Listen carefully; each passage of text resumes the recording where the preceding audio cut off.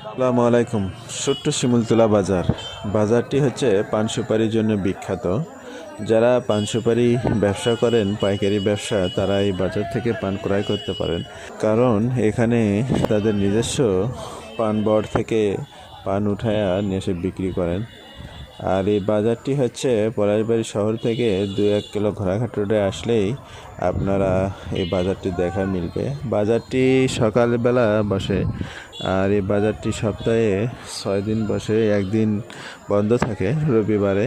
যারা পান সুপারি ব্যবসা করেন তারা এই বাজার থেকে পান সুপারি কিনতে পারেন। আর এখানে পান সুপারি ছাড়াও আরও অনেক কিছু পাওয়া যায়।